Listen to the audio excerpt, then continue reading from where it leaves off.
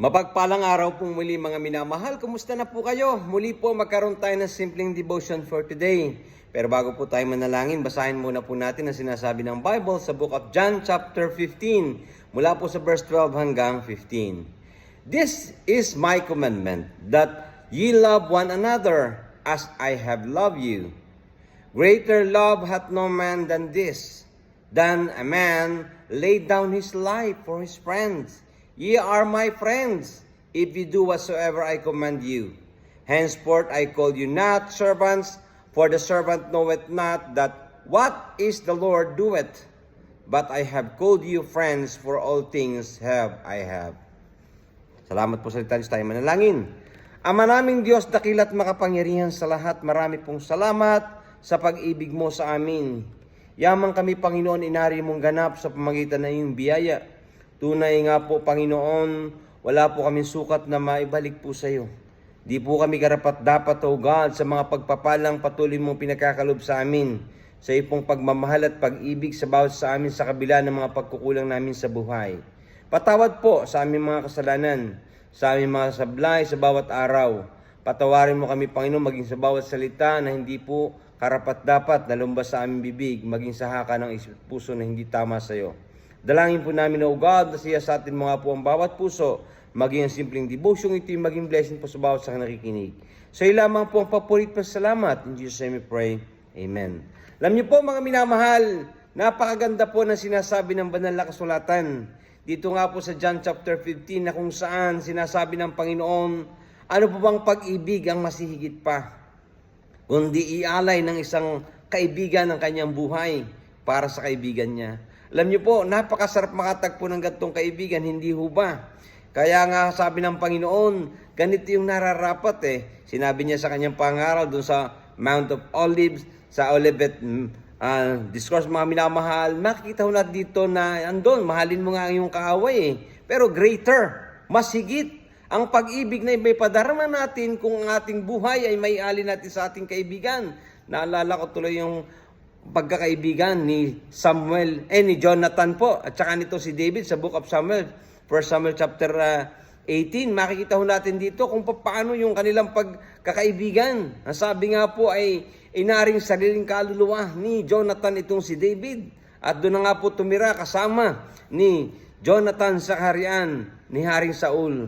Samantalang si Haring Saul po ang hari at anak niya si Jonathan, na kung iisipin ni Jonathan, magiging kaagaw niya yun sa pagmamana ng kingdom. Pero itinuring niya itong kaibigan at pinakita po doon kung paano ang pagmamahal ni Jonathan sa kanyang kaibigan na si David. Ganito po mga minamahal ang sinasabi ng Panginoon. Sapagkat marami po tayong mga kaibigan na masasabi nating kaibigan, kakilala. Pero yung tunay na kaibigan na masasabi nating handa ba talagang ialay niya ang kanyang buhay para sa iyo? Para sa alang-alang sa kanyang buhay. Alam niyo, ang buhay natin, tulad niya po nung flashlight, hindi ho ba sa mga probinsya, kailangan niyang flashlight At yan ay mahalaga, lalo pag umuulan, lalo pag gabi. Pag huba yung flashlight, wala nang silbi, tatapon na natin. Hindi po. Kinakailangan mga minamahal, palitan ho lang natin yung battery. At ang mga batteries so, mga minamahal, apat na klase yan Merong AA, AAA, merong C, merong D. Ano ho ba yung AA? Ito yung nanghihingi siya ng attention at affection. Pagkat marami hong tao, wala na hong nagbibigay pansin, lalo na itong mga tao kapag sumasablay sa buhay ho baga. Kapag ho nagkakaroon ng mga pagkakamaling nagagawa, ito wala na ho nagbibigay ng atensyon. At pagkadakadakay, ito ating nahusgahan. Sa halip na ating husgahan, ito ating abutin ng kanyang kamay at atin po itong ibangon. Yung affection, nangangailangan ho yan ng affection, ng pagmamahal at pagmamalasakit. Kaya nga po sabi ng Panginoon, doon sa Romans chapter 5, verse 8, na, but God commended His love toward us in that while we were yet sinners, Christ died for us. Doon pa lang ho mga minamahal, makikita natin gaano tayo inibig ng Diyos sa kabila ng mga pagkakamali natin sa buhay. How much more yung kaibigan natin na pinag-investan natin ng time, ng panahon, na kasama nating lumaki, babaliwalain natin sa simpleng pagkakamali.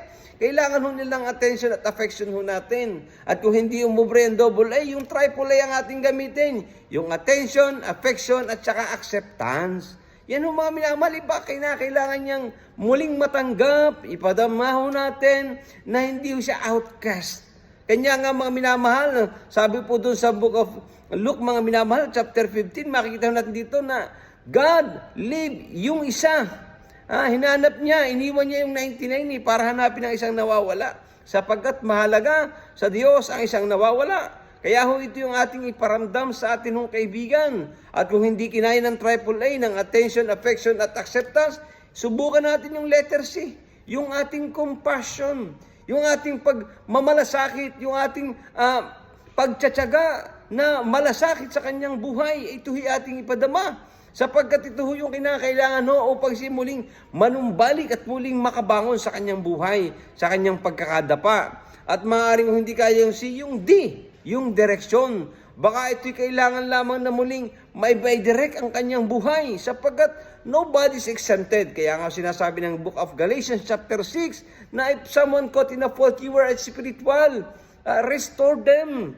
Pray for them. Baka dumating sa punto na ikaw naman nasa ganung kalagayan. Kaya nga po sabi ng Biblia, magdalahan tayo ng pasanin sa bawat isa to fulfill the law of Christ. Alam niyo mga minamahal, ito yung kinakailangan natin sa bawat isa. Hindi natin kailangan ng judgment sa ating kapwa. Sapagkat kung hindi man umubra yung AA na yung attention and affection, kapag hindi umubra yung AAA na attention, affection, acceptance, yung letter C na compassion, yung direction, baka ang kailangan gawin, lumapit ka na lang ng tahimik at yung liwanag mo ang muling magbigay sa kanya ng kaliwanagan at parang flashlight na muling magagamit. Magkakaroon ulit siya ng silbi. Alam niyo mga minamahal, pag may mga tao, kapag may isang tao na akala natin na nanlalupaypay, nanghihina, ay ang kailangan natin diyan ay compassionate heart. Katulad ng pagmamahal ni Kristo sa bawat isa sa atin, kung paano nyo tayong inibig. Alam nyo po, we should always remember this every day, na how the Lord Jesus Christ gave His life for you and me. Doon pa lang wala tayong sukat na itumbas upang hindi natin may padama din sa ating kapwa, lalo pa sa ating kaibigan. Sapagkat ito yung test of friendship Kapag mayroong mga fault na nagagawa mga sablay sa buhay, dito nasusubok yung mga tunay na kaibigan. Kanya nga po mga minamahal, sa pag-umiidad mga tao, nung bata ka, ang dami mo mga kaibigan. Kabi-kabila ang kaibigan mo. Habang tumatagal ang panahon, umiidad ang tao. Talagang mabibilang na lang sa daliri ang masasabi nating tunay na kaibigan. Kanya mga minamahal, atin pong isa puso, isa buhay po natin na sinasabi dito ng Book of John, chapter 15, verse 12 to 15, na ang sabi po ng Bible, ito yung utos ng Diyos sa atin, that you love one another as I love you. Yun yung utos ng Panginoon, na greater love had no man than this, than to lay a man his own life for his friend. Ito yung ating subukan gawin. Hindi naman siguro hinihingi yung buhay natin humihingi lang ng ating attention, affection, ang ating compassion at pagtanggap. Sapagkat kung tayo sinasabi nating kaibigan ay hindi natin siya matanggap, how much more pa kaya yung ibang mga tao na walang malasakit sa kanya na hindi siya kilala. Kanya mga minamahal, sa simpleng devotion po ng salita ng Diyos sa araw na ito, maigawa po natin ito. Na maituring natin sa ating mga kaibigan yung sinasabi ng ating Panginoon, yung pagkakaroon ng compassionate heart, yung pagbibigay ng redirection sa buhay ng tao, pag-i-encourage at yung liwanag natin na sinasabi natin tayo may liwanag na galing kay Kristo, ay ilapit natin ng siya man ay magliwanag din.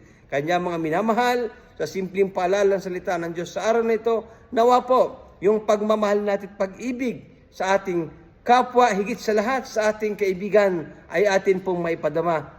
Kailan mo gagawin yan?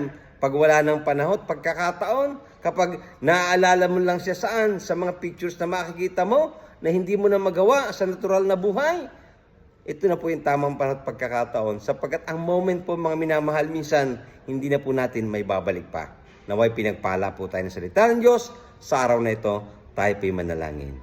Ama naming Diyos, dakila't makapangyarihan sa lahat, marami pong salamat sa pag-ibig mo sa amin. Kung paano kayo nga po, O God, ay nagbigay ng mabuting halimbawa. Kung paano kami, O God, ay magmahal ng aming mga kaibigan.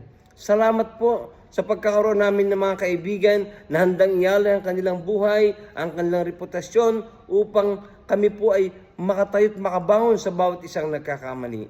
Dalangin po namin, O God, na patuloy mangusap ka po sa bawat isa. Kung paano kami iyong inibig, ganon din po, Panginoon, ang may padama namin pag-ibig sa aming kapwa, higit sa lahat sa aming pong mga kaibigan. Pagpalain po ang bawat isa. Dalangin po namin, O Lord, na patuloy na kayo nga po ay kumakatok sa pintuan ng bawat isa, kayo nga po ay pagbuksan.